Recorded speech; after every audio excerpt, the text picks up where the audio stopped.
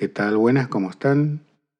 Ahora veremos un temario general en el que vamos a relacionar intensidad, amplitud, presión sonora y nivel de presión sonora y al final, como siempre, veremos su aplicación en la vida real.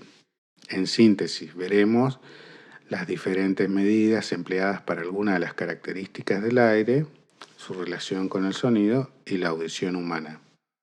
Veremos la representación matemática de esas relaciones de manera ilustrativa.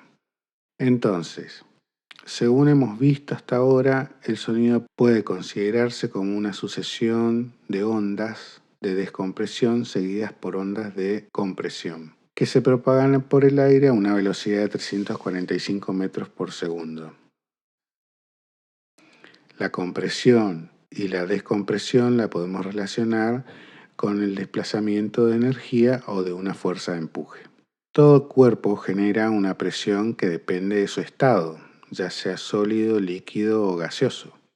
Los sólidos generan presión solo hacia abajo, los líquidos presión hacia todos sus costados y hacia abajo, y los gases generan presión en todas direcciones, o sea, hacia arriba y hacia todos sus costados y hacia abajo, por la propiedad más importante que los caracteriza. Tienden a ocupar todo el espacio que lo contiene y aunque parezca que no, el aire pesa. Nosotros no somos conscientes del peso del aire ya que estamos sumergidos en él. El aire ofrece una resistencia cuando caminamos, corremos o vamos en un vehículo, porque, al igual que el agua, es un medio por el que transitamos. Influye de igual manera al desplazamiento de energía o fuerzas de empuje de un sonido. Para el peso del aire se emplean varias medidas equivalentes como ser atmósferas, milibares, milímetros de mercurio, pascal y hectopascales. Normalmente se toma como referencia la presión atmosférica que existe al nivel del mar. Allí toma un valor de una atmósfera o 1013 milibares o 760 milímetros de mercurio. Y un metro cúbico de aire pesa aproximadamente 1,223 gramos. Como podemos apreciar en los siguientes gráficos, varía según la altura. Esto significa que el aire en la superficie es más denso, ya que hay más aire por unidad de volumen o metro cúbico.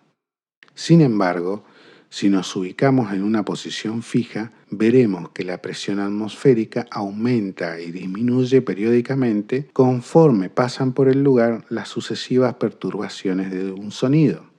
O sea que podremos observar una presión positiva y una presión negativa.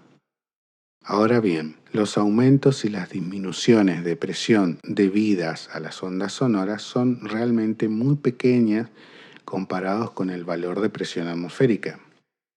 Para poder diferenciar la presión atmosférica con la producida por el sonido, llamaremos a esta última presión sonora y la abreviaremos con la P minúscula. Por ejemplo, si la presión en reposo es de 100.000 pascales y la presión en presencia del sonido es 100.008 pascales, entonces la presión sonora es la resta de la presión cuando hay sonido o energía menos la presión atmosférica en reposo, lo que nos da como resultado 8 pascales. Ahora, relacionando con otra particularidad de los sonidos según su amplitud o intensidad, o dicho de otra manera, con la cantidad de energía de un sonido suave apenas audibles o uno muy fuerte, podemos decir que este rango de energía varía de 0,00002 pascales a 20 pascales. Para las unidades muy pequeñas de presión sonora podemos abreviarla con la medida con el prefijo micro, que representa la millonésima de un pascal. Por lo tanto, nuestro rango de amplitud, intensidad, energía, presión sonora o sensación auditiva pueden ser ordenados en una escala que va desde el silencio absoluto a lo muy sonoro, o sea, de 20 micropascales hasta los 20 pascales. Todo lo explicado hasta ahora nos permite de alguna manera definir a la amplitud como la fuerza o intensidad del sonido o como el máximo valor que alcanza una oscilación en un ciclo. Utilizando un oscilograma para representar esta energía, podemos ver su evolución en el tiempo, en donde el eje horizontal representa el tiempo y el eje vertical la presión sonora. Ahora veremos un nuevo tema, nivel de presión sonora. Las variaciones que ocurren en la amplitud de los sonidos de la naturaleza suben un rango enorme, 1.000.000 de veces más grande que los 20 pascales que nosotros vimos como máximo. En comparación con el nivel de presión atmosférica siguen siendo extremadamente pequeños. Por otra parte, se conoce que el oído no responde linealmente a los incrementos de presión sonora, sino que lo hace de manera logarítmica. Esto significa que la relación entre estímulo sonoro y nuestra respuesta como percepción de ese estímulo tiene su máxima sensibilidad a pequeñas intensidades y se va reduciendo a medida que la intensidad aumenta. En otras palabras, estamos hablando de rango dinámico de audición.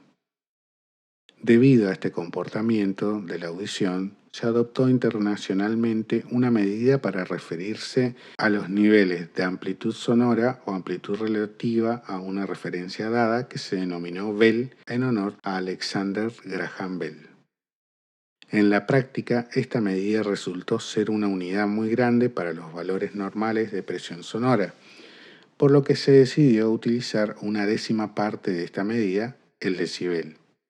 Si bien hay una representación matemática para el cambio de medidas de pascales a decibeles, a modo informativo les comparto la fórmula para realizarlo, que toma un punto de referencia y equivalencia que ya vimos, o sea, un valor de referencia para hacer ese cálculo, y en nuestro ejemplo se trata de los valores mínimos y máximos de nuestro rango audible, y además podemos observar un ejemplo de cálculo de un sonido 1000 veces más intenso que el valor mínimo de nuestra audición.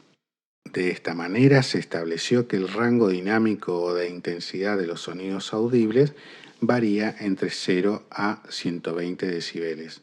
Podemos mencionar como ejemplo de este rango dinámico que viene desde nuestros ancestros, por ejemplo, la gran sensibilidad de estímulos minúsculos del orden de 1 decibel que nos permitiría oír el andar distante de un depredador o de una pequeña presa.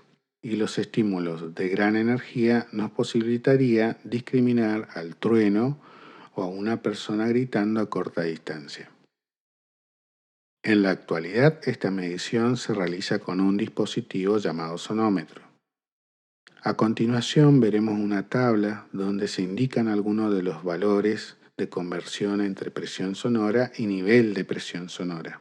Recordemos que la diferencia entre una y la otra es que la que está expresada en pascales es lineal y la que está expresada en decibel es logarítmica.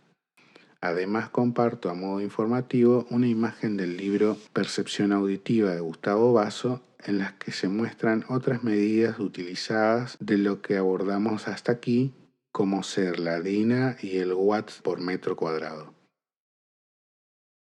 Como aplicación en la vida real, les comparto dos usos militares que, de alguna manera, se desprende de un experimento de los nazis de su cañón sónico de graves.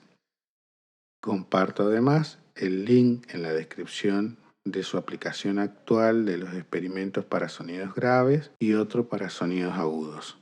Que sigan bien, nos vemos en el próximo video.